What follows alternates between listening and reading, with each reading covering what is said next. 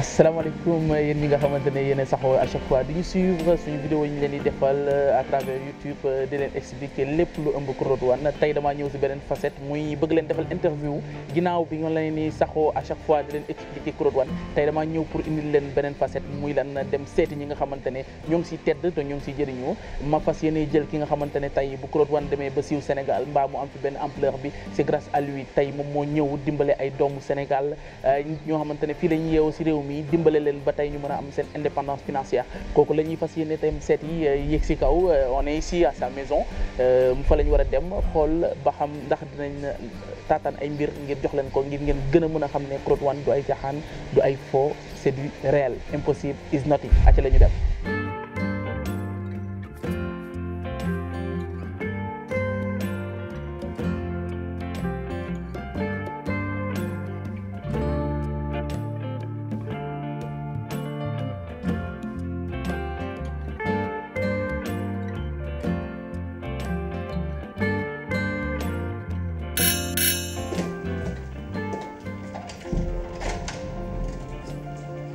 Waaleykum salaam. Jamel ça va bien. nga def nuyoo xewi na. maa ngi jégalu kon jox ma. ça va na nga def nag. merci. ça va. je vais bien na nga def. yaa ngi doog a yegg waa kër gi waa gis nga de. maa ngi leen di góorgóorlu waaw ñu ngi si kaw bu baax. tey nag dama leen bett pour seet si leen. ah bett nga ñu moom. ngir indil waa Sénégal liñ mënoon nga ñoo woo rek. mooy xamal leen ne leen carrément ni am na ñoo xamante ne ñoo ŋànk Code One fii Sénégal te bu demee ba am ampleur fii Sénégal c'est grâce à eux donc ana sëñ bi. sëñ baa ngi si biir. xam naa ne di nga ko fekkal nga woo ko incha allah. d'accord allez merci merci Germaine merci. ok merci beaucoup. Léga. ah ma woo la ko. maa ngi leen di nuyu waay. gis nga ni yow da nga benn mesure barrière. Léga. Cheikh. Ça montre que vous respectez les mesures barrières. Super.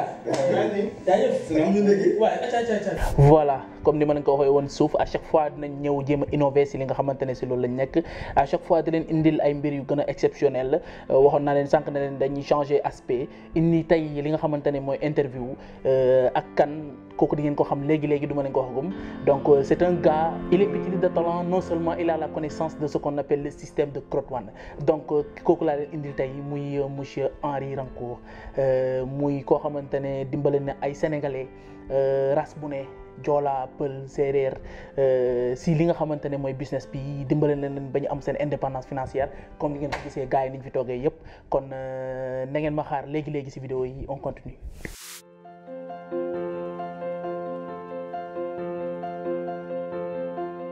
bon comme ni ma leen ko waxee woon gars yi gis ngeen jotaay bi ni mu demee nii tey waxoon naa leen ne dañuy génn si beneen aspect muy lan ñëw indi leen beneen facette muy defal leen ay interview si li nga xamante ne moo ëmb Code One ñii ngeen gis nag sama kanam wala sama wet ñu toog ak man xam naa dina leen jaaxal mais je vous présente avant tout Henri un directeur 2 étoiles dans Code One ki nga xamante ne tey bu Code One demee ba toll si benn niveau bi ici au Sénégal moom loxoom mi ngi si xeex na ko jàppale nit ñi ngeen gis fii yëpp si ay équipe am lañ bokk donc bu Code One amee benn ampleur ici au Sénégal c'est grâce à lui donc on a qu'à rendre à César ce qui appartient à César fay naar bi xoromam moo tax tey bu ñu jóg di def benn interview te duñu njëkkee si moom ngir mu gën ñoo yokk wax ñu tamit si vidéo bii nga xamante ne moom la ñuy def nan la def ba créer réseau bu yaatu bi fii Sénégal nan la def ba nekk première personne bi nga xamante ne moo initié Code One fii si Sénégal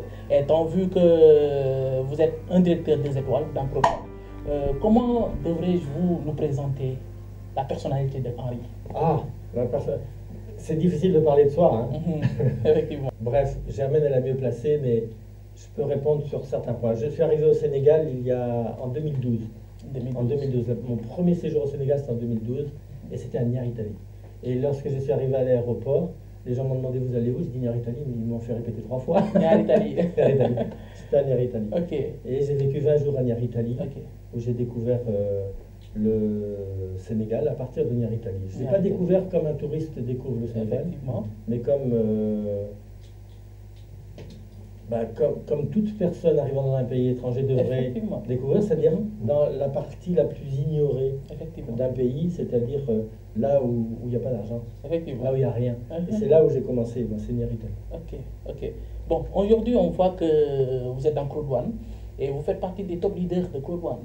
Donc, comment vous avez fait pour y parvenir à être un directeur d'Ancroban? Alors déjà, je dirais que je ne suis pas encore un top leader. Les top leaders, ils sont à partir de ambassadeurs, présidents. Ce sont ces gens-là, les top leaders. Ok. Aujourd'hui, le fait d'être directeur, directeur 2 étoiles, dans quelques semaines, directeur 3 étoiles, puisque les choses avancent vite, ça, c'est un apprentissage. Aujourd'hui, je dirais que je suis encore dans un apprentissage. Mais un apprentissage très enrichissant, parce que je ne sais pas si certains sont apprentis en menuiserie, mais je ne crois pas qu'on gagne autant d'argent en apprenti, normalement. Bon, c'est vrai, et c'est évident même. Mais en voyant que vous êtes directeur des étoiles, on sait que vous avez battu corps et âme pour y parvenir. Donc, comment, avec l'équipe que vous avez, quelles sont les démarches que vous avez faites par rapport aux Sénégalais tellement sceptiques vis-à-vis de ce qu'on appelle le marketing de réseau? Comment vous avez fait pour faire comprendre aux Sénégalais ce qui est Croquant? Alors déjà, au départ, je n'avais pas d'équipe. Au départ, moi, je travaillais différentes affaires. Je vivais avec ma petite pension toute simple, de pas grand-chose.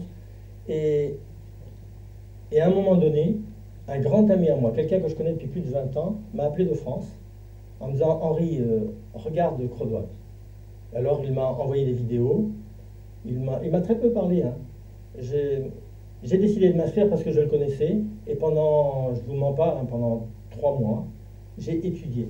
J'ai étudié à fond le système. Je ne voulais pas, avec l'expérience de 30 ans de marketing que j'ai, je ne voulais certainement pas entraîner des gens dans quelque chose qui n'aurait pas de sens, ou qui n'aurait pas de devenir, qui n'aurait pas de résultats à court terme, à moyen terme et à long terme. Parce que sur le net, on peut faire beaucoup d'entreprises qui ont des résultats sur le court terme et qui disparaissent en 2 ans ou en 3 ans. Et là, ce qui m'a intéressé dans Crodoine, c'est que ça me donnait l'impression de quelque chose de très sérieux. Et il a fallu que j'étudie. J'ai étudié jusqu'au mois d'octobre.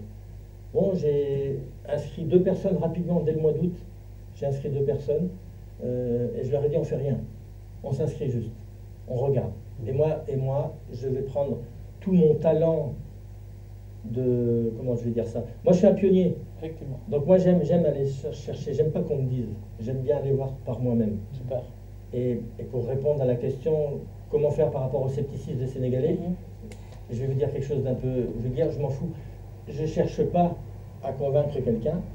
Je cherche simplement à voir ce que je peux faire moi pour améliorer ma vie et celle des autres autour de moi. Effectivement. Bon, vu que vous vous êtes battu et vous avez atteint le niveau de directeur, bon, d'après ça, vous avez su à créer des directeurs dans votre équipe, des managers, des coordinateurs, des team leaders. Comment vous avez fait? Ah, comment j'ai fait? Tout d'abord, lorsque j'ai compris que Crodoine c'était du béton, que c'était solide. Alors comment j'ai compris que Crodoine c'était du béton et du solide? Moi, ça fait... je fais du marketing de réseau depuis 1989. C'est pas d'hier. Donc c'est depuis 1989 que je fais du marketing de réseau. Okay. J'ai fait partie des pionniers en France du marketing de réseau qui n'étaient même pas dans les lois. Et depuis à peu près 2011-2012, je me suis spécialisé sur la connaissance des affaires sur Internet, et notamment à partir de la crypto-monnaie et toutes ces choses-là. Et j'ai fait du crowdfunding. Et le crowdfunding m'a appris beaucoup de choses sur ce que je ne voulais pas et sur ce que je désirais. Le crowdfunding m'a réappris à rêver, c'est-à-dire si tu as un projet et que ce projet est intéressant pour moi à partir du moment où il touche des gens. Un projet n'est pas intéressant parce qu'on va être très riche et qu'on va gagner beaucoup d'argent, mais parce qu'il va impacter la vie des gens autour de nous. Qu'on soit au Sénégal, qu'on soit en France ou qu'on soit au Japon. C'est la même chose. Okay. C'est-à-dire que moi ici je suis toubab, mais je ne sais même plus ce que ça veut dire. Il n'y a que les gens qui peuvent me dire que je suis toubab, mais moi je ne me sens plus toubab. Ah si, puis il y a le Wolof que je connais pas bien. mais en dehors de ça, ce qui m'a touché dans le système de Crodoine, ce sont ses dirigeants. J'ai vu que les dirigeants étaient relativement jeune, hein, moins de 50 ans, simple et abordable. Et lorsque l'on veut faire une affaire sur Internet, ça fait partie des critères importants avant de se lancer sur Internet, c'est de savoir si les dirigeants sont visibles, sont touchables. Est-ce qu'ils sont critiquables? Et si on les critique, est-ce qu'ils vont répondre? Et on a vu ces derniers temps que oui, ils savent répondre. Effectivement. La deuxième chose que j'avais besoin de savoir, c'est est-ce que la compagnie est fiable? Est-ce qu'elle est riche? Est-ce qu'elle a de l'argent? Si une compagnie démarre et qu'elle n'a pas d'argent, moi j'ai 62 ans, je ne vais pas me lancer avec quelqu'un qui démarre. Hein. Je vais peut-être l'aider, lui donner des conseils, mais je ne vais pas me lancer avec lui. J'ai trop de choses à faire pour aider des gens autour de moi. Et je reviens à l'idée de projet. Moi j'ai des projets qui sont forts, on aura l'occasion d'en parler, mais ces projets ne peuvent pas se faire sans argent. Et l'argent ne se fait pas derrière un bureau, l'argent ne se fait pas à l'usine, et l'argent ne se fait pas avec le Forex.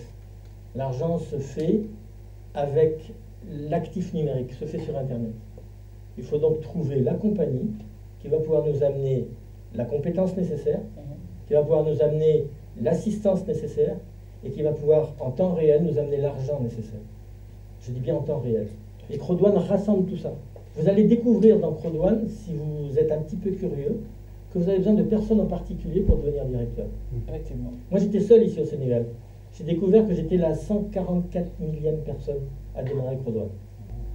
Quand on m'a parlé de Crodouane, il y avait 143 000 personnes. Et moi je suis la 144 millième personne. Ah, dans le monde. Je suis le seul en plus. Donc bah oui. tu es le premier à l'instaurer ici au Sénégal. Ah, je pense, je ne l'ai pas vérifié, mais effectivement, parce que vous êtes le seul directeur des étoiles ici au Sénégal et qu'on a l'impression que même que vous l'avez travaillé depuis 10 ans, 20 ans. Combien de temps avez-vous fait dans Crodouane? J'ai démarré le 20 août Ce 20 2019. 20 août 2019. Le 20 août 2019, j'ai démarré.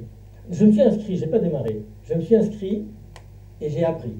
J'ai été sur Internet, j'ai vu, j'ai critiqué Crodouane. Quand mon ami Laurent m'appelait, je dis « Oui, oui, t'inquiète, je m'en occupe ».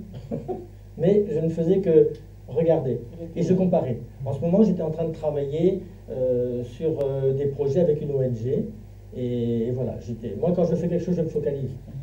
Je ne suis pas capable de faire deux choses à la fois.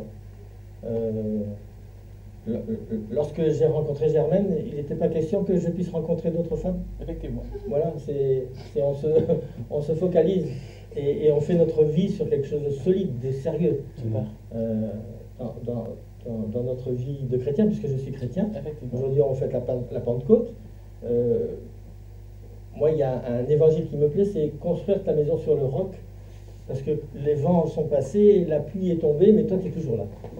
Et les vents sont passés sur nos vies. Et ici, au Sénégal, les vents peuvent être très violents, hein, surtout quand on ne connaît pas les gens, quand on ne connaît pas. Et lorsque Germaine est rentrée dans ma vie, alors tout a été possible. Super. Tout a été possible. C'est vrai que... Et je vous signale que Germaine est purement sénégalaise. Elle est de la race Sérère et Diola. Elle est métissée donc. Continue. Je dirais que ce qui a fait cette ascension, qui est à la fois rapide, mais pas si rapide que ça. Moi, ça fait depuis 89 que je travaille. J'ai l'impression simplement d'avoir ma récompense aujourd'hui. C'est-à-dire que tout ce que j'ai appris depuis 30 ans, Crodouane me permet de le transformer en réalité concrète. Donc tout ça vient à la fois de Crodouane et de mon expérience.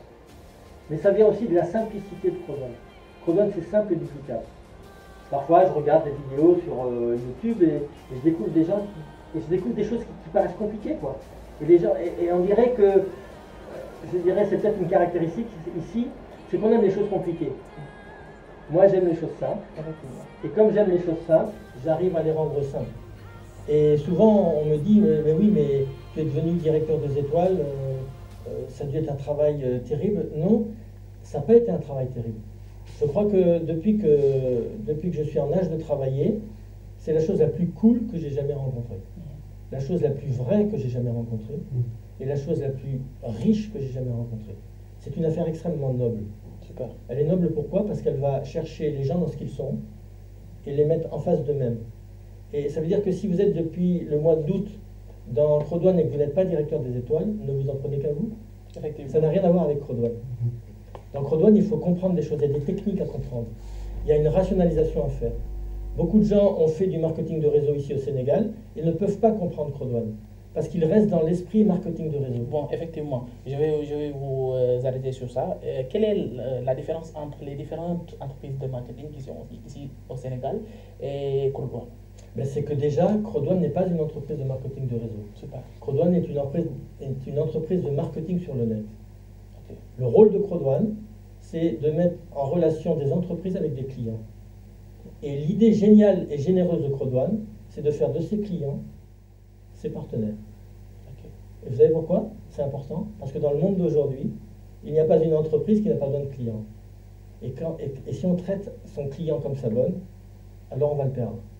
Mais si on fait de son client un roi, et si on fait de son client un roi qui va être tellement riche qu'il va acheter encore plus et qui va amener encore plus de richesse et plus de gens, alors on a tout compris. Crodone a tout compris. Donc je ne suis pas un businessman, je suis un très bon client de Crodone. Super. Aïe, quand on t'entend parler, on a l'impression que tu as référé plus de 100 personnes. Combien de fidèles avez-vous? Alors j'ai commencé par référer les gens autour de moi. J'ai référé mon ami Diediou, et j'ai dit surtout tu fais rien. J'ai référé mon épouse Germaine, j'ai dit surtout tu fais rien. Et moi j'ai commencé à regarder ce qu'on pouvait faire avant de référer ma troisième personne. En fait j'ai techniquement ouvert mon binaire avec un ami et mon épouse. C'est quelque chose donc de simple, tout le monde peut faire ça. J'ai investi mon argent sur 2 amis, plus moi, c'est-à-dire j'ai mis en CFA 66 000 francs, 99 francs en euros, 99 euros pardon, en euros, 66 000 francs en CFA. J'ai investi 66 000 francs pour mon ami Diediou et j'ai mis 66 000 francs pour mon épouse. J'avais ouvert mon binaire et j'ai touché 36 euros. J'ai applaudi. J'avais touché 36 euros. Super, super. Certes, j'avais investi 3 fois 99 euros, c'est-à-dire 3 fois 66 000 francs, Effectivement. mais j'avais gagné 36 euros, c'est-à-dire 26 000 francs, 26 000 francs. quelque chose comme ça. Voilà, ça, c'est mon début et c'était le 24 octobre. Donc vous avez commencé au mois d'août. Au mois d'août, à ce moment-ci, on est au mois de Là, on est au mois de mai. mai. De mai. Mais on peut s'attendre à des sommes tellement fortuneuses de ce qu'a eu Henri dans Crodone. Alors, moi je dirais que une fois qu'on a compris, je ne vais pas rentrer dans la technique aujourd'hui, hein, mais on a ici un ami qui a démarré il n'y a pas longtemps, il y a 3 semaines à peu près. Il a réussi à réaliser le premier challenge que propose Crodone. Crodone dit, tu veux croire en moi, il faut que tu crois en toi. Donc, on te donne 14 jours pour te prouver que Crodone c'est bien, que Crodone c'est solide et que Crodone ça paye. Donc dans 14 jours, tu permets à 4 personnes de se référer dans Crodone. Elles vont être affiliées à toi. Tu nous amènes 4 clients nouveaux et nous, on te rembourse ton pack et on te permet de toucher déjà des commissions. Super. C'est ce qu'a fait Simon Pierre. Tout simplement, il a écouté ce que j'ai dit et en 10 jours, hein, je crois, Ouais, 10 jours. en 10 jours, Simon Pierre avait réalisé ça. Et donc, tu peux dire ce que tu as touché en 3 semaines? Donc voilà, je disais que en quelques jours, en moins de 10 jours, j'ai réussi à amener les personnes qui m'ont été demandées, 4 personnes. Et effectivement, c'était pour moi un test. C'était de voir si réellement ce qu'ils ont eu à dire, c'est vrai. Alors, ils m'ont donné les 100 euros. Et en dehors de cela, ils m'ont augmenté encore 25 euros. Donc à partir de ce moment, j'ai dit, ben tiens, ça c'est du sérieux. Parce que j'ai quand même aussi une petite expérience de marketing de réseau. Et je disais, bon, je vais voir par rapport à ce qu'on vient de me proposer. N'est-ce pas que vous êtes sénégalais? Bien évidemment, Donc, je vous suis devez sénégalais. être habilité à parler wolof. Oui, je nan nga parle. dundee nan nga dundee cette expérience ci Crodone bi nga duggee léegi. Non, bi ma duggee ba léegi, je pense que sant yàlla dans la mesure où lu bees la loo xam ne malheureusement ñi bëri xamaguñu ko mais loo xam ne day yokk doole day jàppale nit boo si liggéeyee xam nga loo mënte gis rek liggéey la laaj mais boo si liggéeyee dañ lay fay loo xam ne jàng ko mais foog nga liggéey te liggéey bi méttiwul mooy maanaam ku dégg xibaar bu neex nga dem woo sa nawle woo sa xarit ne ko am na benn xibaar bu am kay def comme man léegi mu wax la lan nga war a def pour nga mën a nekk ci société boobu. est-ce que mus na dal nga expliquer nit mu jànni la wala wax la loo xamante ne da lay métti. parce que ce sont les aléas du métier. non bëri na. effectivement c'est-à-dire bëri na mu wax ay nit ñi ma gën a jege sax kenn bi ma doon waxtaan ak moom koo xam ne ku ma jege ne ma yaa ngi dugalaat sa xaalis ci loo xamul yow da nga bëgg a jël risque ak yooyu ma ne ko non jëluma benn risque chaque chose il faut nga essayer dans la vie il faut essayer il faut aller d'expérience en expérience loolu nga mën a def nga mën a am dara mais boo toogee ne du ma jël risque mais booy dund sax da ngay risque boo génnee sa kër di dem feneen yaa ngi risque donc joxe xaalis pour maanaam suba yaakaar si am lu bëre mais kooku gisuma benn risque donc c'est un investissement c'est quelque chose que tu donnes ak yooyu donc man bi ma ko kiiyee je l'ai fait naturellement en disant bu doxee baax na bu doxulee tam damay jàng leneen lu bees. et actuellement je voilà mais bi ma duggee ci biir ma gis ne xewal am na. super bon wax ak nit ñi mënuñu comprendre je me suis dit la première fois peut-être jotuma leen expliquer bu baax su ma leen expliquer ba ñu comprendre li nekk ci biir dinañu ñëw donc après j'ai rectifié le tir ma jéem a gën a expliquer parce que bu ñu fàttee ne nag dañuy habitué wu ci affaire yu bees yu bëri yu ñëw te boo paree amul benn mujj donc je comprends aussi les gens c'est pourquoi je dis toujours aux gens de leen insister mais porter la bonne nouvelle boo waxee loo xam ne dëgër na mais sénégalais yi dofuñu dinañu xam ne dëgër na mais bu boobaa dinañu ñëw te aussi bul mere kenn parce que yow ni nga comprendre moom peut-être il n'a pas encore compris te ndànk-ndànk du yàkkamti du daw du non déedéet ku nekk na nga dox ak sa dox nga comprendre ba pare nga xéwalu si loolu la ñuy ñaan ñëpp xéwalu si voilà buñ la déggee ngay wax à chaque fois dañuy gis ne kon Claude Wane amul mag amul xale amul tranche d'âge amul ku jàng amul ku jàngul donc Ablaye yow la ngay wax si loolu. Bon, effectivement. Je vous rappelle que n'est-ce pas que vous êtes coordinateur. Non, vous êtes team lead, chef d'équipe 2 étoiles. Super, super, chef d'équipe 2 étoiles. Nous sommes ñëpp ku ci nekk ci turam ak santam. Bon, Claude Wane, en fait, man bi ma ciy dugg c'était le mois de février. Germain moom moo si duggaloon quoi. Donc bi ma ñëwee ak léegi bi ma ci duggee ak léegi vraiment avancement laa ci gis quoi. Parce que au départ bi ma koy expliquer comme ñëpp quoi. Au départ kii wu ma ko woon quoi. Gaw ma ko woon parce que toujours yaa ngi gis ay société marketing et cetera affaire yooyu noonu à chaque fois gars yi di la expliquer te boo ci duggee doo ci gis njëriñ quoi. Bon bi mu insisté ma xam ne comme moom nit ku jub la ku ma estimé la ma ne pourquoi pas du ma essayer après si laa essayé ma ñëw ma investir mais vraiment bi ma investir ak léegi yàggul mais j'ai vu des résultats concrets loolu moo permettre tey jii ma avancé ba nekk chef d'équipe 2 étoiles et franchement li ma investiroon génn na. super super. génn laay su ma la déggee ngay wax dafa mel ni tu étais tellement sceptique da nga amoon xawoon ñaaw njort di xalaat naan est-ce que c'est vrai parce que évidemment parce que dafa am ñoo xamante ne jaar nañ fi def ay marketing de réseau ainsi de suite. Maintenant est-ce que bi ngay dugg Claude Wane dafa dañ laa mës a laaj ne la ñëwal réunion ainsi de suite parce que aujourd'hui on l'a fait dans l'improviste tey yow da ngaa ñëw tombé ci débat bi. Donc ñu kenn leen kaay ñu def interview wala on voulait faire l'interview avec Henri mais yàlla dimbali ñu ngeen tombé ci. Donc vous êtes venu pour acheter ay dugal ay nit moo leen fi indi jënd seen i pack donc da ngeen ñëw tombé net ci débat bi donc pourquoi pas duñ leen ci boole mais est-ce que bi nga ci duggee léegi maanaam li nga doon xaar à 100% d'après parce que nit Sénégal fii loo fi dugg dañ la wax ne la baaxul nangam ak nangam est-ce que ñooñu doon la wax noonu baaxul ak nangam ak nangam est-ce que tey rejoindre nañ la. Si. Parce qu'au départ c'était un peu difficile. Au départ c'était un peu difficile. Mais sama copain yi ma ko jot a expliquer leen affaire bi ñoom aussi xam nañ ne man aussi ñoo dugg ci ay affaire yu taxaw quoi. Donc finalement bi leen expliquer initiative bi ñoom it dañoo ñëw essayer sama ñaari copain bi ñu essayer dugg ñoom it ñu gis li ma leen wax donc bi ñu gisee li ma leen wax tey jii mun naa ne ñoom it dem nañ ñu référé ñeneen donc mun naa ne kon système bi ñu commencé di ubbeeku ndànk quoi. Donc nag dara xëyul sotti aussi quoi nekkul ne dugg da ngay dugg tey nga gagné tey donc mun naa ne Claude Wane en fait c'est du développement personnel dañ lay jàngal naka ngay def pour nga avancer am sa autonomie financière c'est pas du lu facile quoi. c'est simple mais pas facile. waaw voilà c'est ça. c'est simple mais pas facile. waaw donc da ngay liggéey. lépp mu ngi si back office bi. sa entreprise la nit ñi. da lay wan nooy def pour se développer. effectivement boo toppee nag consigne bi nga jox 2 mois 3 mois tu verras les résultats donc loolu laay wax di woo jeunes yëpp pour ñu ñëw essayer Corodone. super. dañ lay bàyyi nga présenté wu ba noppi.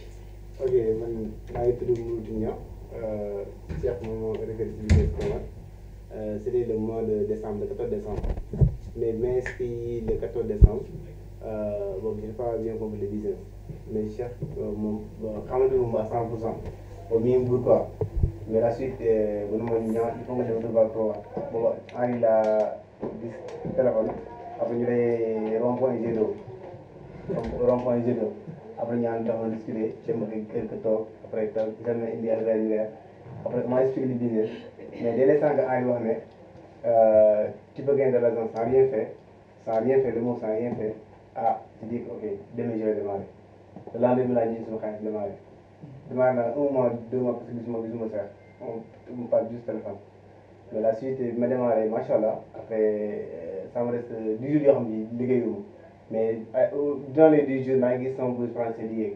ma dagg la foofu parce que dégg naa nga ne démarré nga plus de 2 semaines te gisante woo ak Cheikh. donc cela veut dire que ni Corodone mën nga si dugg sans nga gis sa parrain. mun na nekk Kédougou nga nekk Dakar nga référé ko. bien sûr. donc yow noonu loolu noo ko dundee woon moment yooyu nga xamante ne yaa ngi dugg si loo xam xamoo ko peut-être tu as la confiance de Germaine et de Henri. dugg nga Cheikh référé na la. mais dugal nga si xaalis loo xamante ne yaa ngi dem mais xamoo ko à quelle fin. effectivement mais xam nga en fait man dama nekkoon homme boo xam nit ñi ko xam nitu opportuniste la mais yaa ngi gis nag parce que c'est pas la première fois j'ai fait plus de marketing raison pour laquelle Cheikh gis na sa publicité à chaque fois may def sur le plan marketing si dama Cheikh contacté na dama gën a ko wax instant boobu sax maa ngi comme ay wax instant moom am na yeneen projet ma nekkoon xaw naa réussir Cheikh même fois mais la suite maintenant comme opportunité la bàyyi ma dem vérifier ko mais boo vérifier dama dem automatiquement. dama dégg nga ne yàgg ngaa def ay marketing. ça veut dire que yàgg nga bokk si ay entreprise de marketing. yooyu noonu est-ce que mënees na leen mëngale ak Corodone.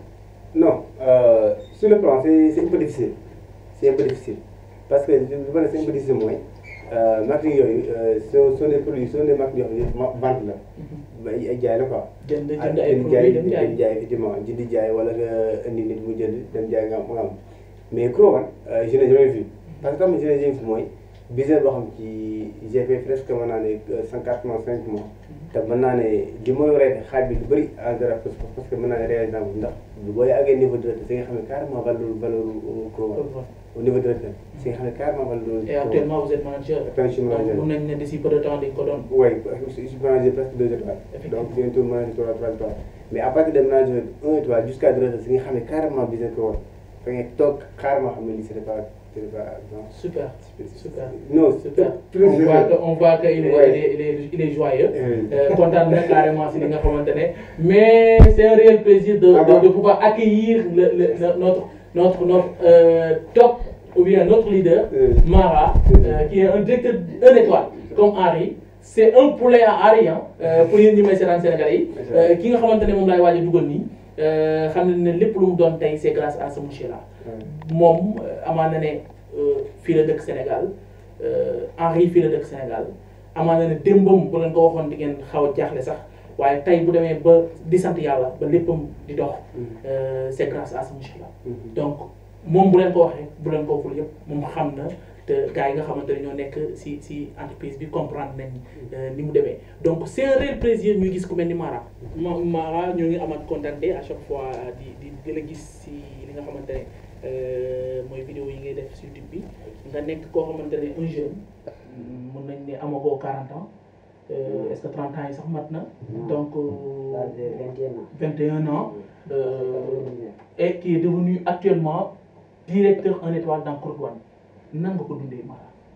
ok donc en fait man damay commencer ci marketing yëpp ba pare foofu laay commencer parce que bépp biir boo gis daanaka dafa basé wu ci confiance lépp loo xamul dafa basé ci confiance moom koy suuf parce que loo xamul moom ku ko jéem a xam ku ko xam ba pare n'est-ce pas voilà donc niveau directeur daanaka pour nekk foofu yombul il suffit nga comprendre lenn kese mën nga accepter même soo comprendre nga accepter kese maanaam nga nangu comprendre nga parce que tey jii nii soo ma naree jox dara waruma lijjante lan moo nekk ci biir su fekkente am naa confiance yow du ma laajte lii ak lii lan moo nekk ci biir mais su fekkente xamoon naa la démb tey su ma la gisee nga yor dara lan laa war a def soo ma joxe dama war a topp rek n'est-ce pas donc pour yëg niveau directeur daanaka si début bi lay tàmbali parce que en tant que membre en tant que nga xamante dafa ñëw ba présenté ko programme mu décidé dafay comment dafay liggéey si biir compagnie bi mu dem ba mu jënd benn part bu nga xamante 99 euros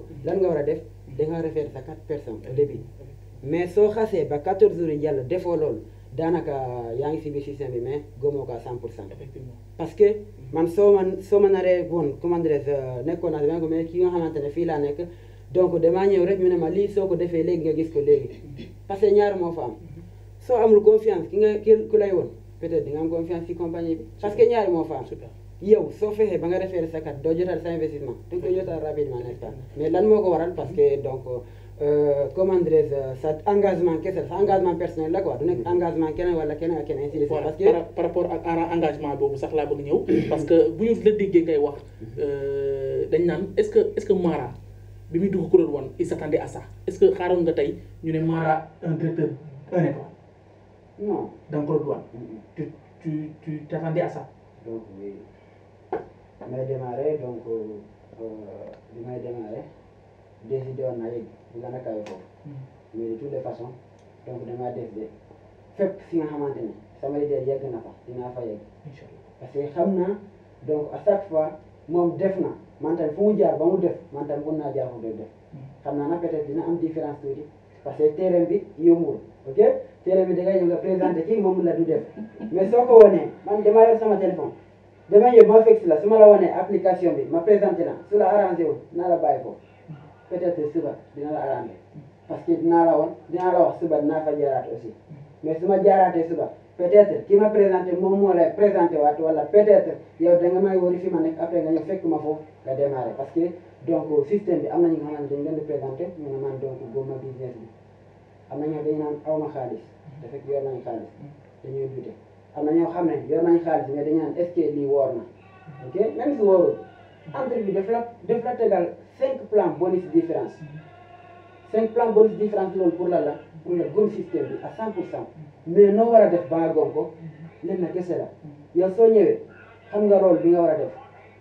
présentation programme daanaka yow kii méttiwul parce que lu tax nekkul da nga invité kii à 100% mu ñëw yow mun nga déplacer nga dem fekk si ko nga won ko su ko intéressé dem la su ko intéressé yow dangay dem kenn mu intéressé système bi dem parce que xam nga lu tax bépp étape boo yegg tey jii nii su fekkee ne maa ngi gagné 2,50 euros ma fexe ba nga commencé gagné 5 euros loolu même ñoom suñu liggéeyul mun naa indiwaat ñeneen pour ma mun a gagné 10 euros ñii 100 euros ñii 200 euros chaque étape bi ma yegg rek mun fexe ba ma arrière waat parce que sama engagement la surtout tamit su fekkee ne indi naa kenn ma fabriqué comme sama leader nu ma fabriqué nii ba ma ñëw ba ma nekk directeur bi ma ñëwee fekk moom tamit dafa nekk manager 3 étoiles ma commentaire waaye ci chef d'équipe 3 étoiles donc damaa décidé man naa nekk chef d'équipe 3 étoiles mais lan la def dafa parrainé bu mu parrainé ay nit mu jàppale ñooy tamit tamit parrainé ñeneen man tamit la même duplication laa def damaa topp rang boobu noonu man tamit ma continué ok parce que am na ñi xamante tamit aussi dañuy jël engagement naan ok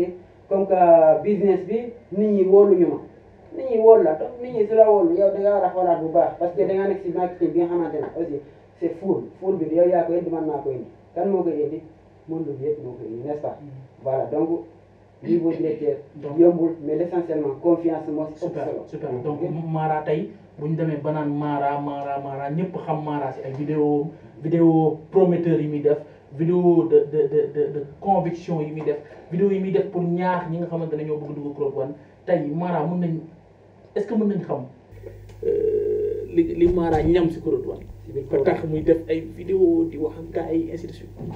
ok y a pas de problème parce que ma wax la benn affaire gis nga soo nekkee si mbir ki nga xamante ne muy gagné ki nga xam ne nekkul di gagné soo déggee wax bi rek da nga xam ne lii moo fa am ok parce que man duma convaincre kenn pour mu dugg Code One lu tax parce que donc man xam naa li fi nekk xam naa même su dee man kese assemblée leader mun nañu atteindre suñu objectif waxtuma la nañu fi def comprendre donc parce que tamit aussi day am ñu yaakaar ne donc kii avant muy ñëw comme ni nga wax sànq da yaakaar ne Mara nii la donc maanaam man mburu laa doon livré simple ok mais donc xam nga donc de toutes les façons dañu war a comprendre système bi rien n'est impossible ok Impossible. rien n'est impossible impossible is nothing ok c'est bon ok voilà donc yéen ñii seetaan gis ngeen ni mu demee wax na ko léegi booy dugg si dara il faut nga gëm ko am si yàqin ne carrément boo si xuusee bañ a déglu kenn mën nga si génn parce que impossible is nothing, rien n'est impossible dans la vie. Bon, je vais retourner sur notre leader, notre directeur des étoiles, le parrain de Mara, ou bien l'accompagnateur de Mara, parce que il a refusé le nom de directeur ou bien de dirigeant. Il a refusé le nom de dirigeant, donc il est devenu accompagnateur de Mara. Henri, on voit que vous avez fait de Mara ce qu'il est aujourd'hui. Moi, je dirais que Mara a fait de lui ce qu'il est aujourd'hui. Moi, je n'ai fait qu'accompagner. Lorsque j'ai rencontré Mara, Mara venait me voir, il avait besoin de dollars électroniques pour une ONG. Et il venait me voir et moi, je lui disais, tu n'auras pas ça avant une semaine, et je lui donnais dans l'heure qui suivait. Et c'est comme ça qu'on a créé de la sympathie entre nous. Et on a vu, et puis j'ai découvert la vie de Mara, pas à pas. Et un jour, je lui ai dit, écoute, viens te reposer à la maison quelque temps. Donc il est venu se reposer à la maison. Et j'ai découvert dans Mara quelqu'un qui avait envie de faire quelque chose. On dit que dans les arts martiaux, il faut se servir de la force de son adversaire pour réussir. Là, j'ai eu juste besoin de chercher ce qu'il y avait dans Mara de bon pour qu'il puisse s'exprimer. Et quand on connaît la vie de Mara, c'était vraiment dur, quoi. C'était vraiment dur. Mais Mara a su prendre sa chance. Il a su prendre sa chance. Il a su... Moi, je me rappelle très bien, c'était difficile. Hein. Il a emprunté 66 000 francs. Hein. Il a amené ses 66 000 francs. Dans les 10 jours, il avait gagné, je me rappelle, 275 €, c'est-à-dire dans les 150 000 francs, hein, quelque chose comme ça. Et là, il me dit, ah, je vais pouvoir rembourser. J'ai dit, non, tu ne rembourses pas. Je ne veux pas que tu rembourses. Ah, c'était dur. Hein. Il n'a pas remboursé, il a accepté d'écouter mon conseil. Ce n'était pas une direction, c'était un conseil. Je lui ai dit, Mara, tu vas le regretter toute ta vie si tu rembourses aujourd'hui. Et il n'a pas remboursé. Il a acheté le pack Black. Alors un jour on va expliquer ce qu'est le pack Black. Il a acheté le pack Black et on rentrait dans une promotion épique comme on est aujourd'hui et il a eu le pack Gold. Ah, il a commencé son business. Et aujourd'hui pourquoi moi je suis fier de Mara, c'est parce que Mara dès qu'il s'est senti autonome, il est parti et je ne l'ai plus vu quoi. Super. C'était pas un parasite quoi, c'était quelqu'un qui par lui-même est un leader. Super. Donc c'est pour ça que je ne pense pas que j'ai fabriqué Mara. J'ai su trouver chez Mara ce qu'il y avait de bon. Et il y a beaucoup de choses excellentes chez Mara. Et en plus, lui, dans son environnement, il n'y a pas que des gens très bien, quoi. Il n'y a pas que des gens très solides. Et lui sait manager ça. Il a su manager des personnes que je n'aurais jamais été capable de manager. Parce que moi, j'aurais donné des coups de poing, quoi. Que lui, il a su faire. Super. Donc je veux vraiment accentuer là-dessus. Je n'ai pas fabriqué Mara. Mara existait déjà. Effectivement. Ok, maintenant Germaine, tey ñu gis sa jëkkër Henri yàlla dimbali ko ba mu nekk directeur 2 étoiles ci Croton nan nga dundee mbégte moomu ginnaaw bi nga ko accompagner ànd ak moom ci liggéey bi. waaw Doudou balaa ma wax ci wax ji dama lay nuyu di la sant di la gërëm tey ni ñu fi ñëwee malgré que tey suñu fête la danga ñu bett tey si ñëw bi tey franchement danga ñu surprise quoi danga ñu surprise mais fierté la si man ci Henri Henri boo gisee lu tax man ma bàyyi ko moom mu avancé parce que man maa ko bëgg parce que man mooy sama borom kër tamit comme mooy sama borom kër man dama bëgg mu jiitu ma moo tax nag man ma jël samay nit yi ma am ma jox ko mu avancé man nag maa ngi doog a commencé sama liggéey waaw ndax man mu avancé moo ma gënal en tant que sénégalaise en tant que séeréer métissé Joola donc man fierté la si man sama jëkkër tey moom mu jiitu ma ci liggéey bi. ñu gis ne booba ak léegi tamit bàyyi woo benn yoon sa loxo. yaa ngi góorgóorlu am na ay góor ñoo xamante ne jamono ji fii si Sénégal yaa leen raw yaa ngi nekk coordinatrice 3 étoiles ndam la. nan nga koy dundee. waaw man li ma koy dundee mooy kontaante la si man. waaw jom la rek la may yokk tamit waaw man damay wax ne tam ba tey demaguma fenn waaw li may liggéey nii commencement bi rek la waaw. ban vision nga am tey ban bëgg-bëgg. sama population sénégalaise ci biir Claude Wane. waaw lan nga leen yéene. sama bëgg-bëgg sama yéene ci sénégalais yi ak ci vision sénégalais yu nekk Claude Wane mooy ñu avancer dans leur vie ñu réussir ci seen vie mais pour jàppale leen parce que man dama bëgg a sori ak ñoom fii waaw pour jàppale tamit néew doole aussi ci la bokk man loolu moom mës a nekk sama objectif loolu moom yàgg naa di ko wax depuis ba may nekk xale nag ba léegi man damay bëgg di jàppale néew doole yi te man dama bëgg su ma duggee ci dara rek su ma ci sooboo rek dama ciy continuer dama ci dem ba jeex. macha allah waaw man du ma bàyyi mu sedd na damay dem ba mu jeex. macha allah kontaan nañ Germaine. Henri on vous laisse le dernier mot. Ah. Déjà, je dirais que je n'aurais pas réalisé directeur 3 étoiles si je n'avais pas eu Germaine à mes côtés. Elle a été constamment là pour protéger, pour aider, pour défendre, pour comprendre. Elle sait très bien qu'il y a beaucoup de choses que je ne connais pas de la société sénégalaise, malgré que j'y viens depuis 10 ans. Et elle a su être là comme une très bonne épouse, comme une magnifique amie et comme un amour éternel. Voilà, s'il n'y avait pas Germaine, je ne pense pas que Claude Wane Sénégal existerait aujourd'hui. Super. Voilà ce que je veux dire. Merci. Donc le fait qu'elle soit coordinatrice 3 étoiles ne veut rien dire. Elle a su fabriquer un directeur 2 étoiles. Voilà, merci. Super. li ngeen xamante ne tey moom lañ leen indiloon mooy interview bi nga xamante ne def nañ ko si ñi nga xamante ne tey Claude Wane bu demee ba am ampleur comme ni ma leen ko waxoon si tàmbali gi bu Claude Wane demee ba am ampleur tey jii si dëkk bi c'est grâce à eux c'est grâce à équipe bi nga xamante ne gis nga leen fi ñuy def liggéey bu am solo gëm seen bopp doon ay xale yoo xamante ne amaan na ne bàyyiwuñu benn yoon seen loxo tooguñu déglu nit ñi ndax xam nañ ne Sénégal pour nga réussir fi lu metti la donc li si des mooy ndeem Mara mën na ko ndeem Modou mën na ko ndeem Henri mën na ko Germaine mën na ko ak ñi fi toog si plateau bi yëpp mën nañ ko donc yow mi di ma seetaan tamit tu peux le faire gëmal sa bopp gëm ne lu mënta nekk amul la lépp loo gëm rek yàlla fekk si la si te loo sabab loo yàlla defal ko defal la ko donc na ngeen ñu xaar si yeneen yu gën a pur xam leen ne maintenant liggéey baa ngi doog a tàmbali si l'équipe sénégalaise bi nga xamante ne ñoo fi nekk parce que yéen jëmale li nga xamante ne mooy liggéey Claude Wane bi ca kaw ca kanam. Pour Claude Wane Sénégal, impossible is nothing.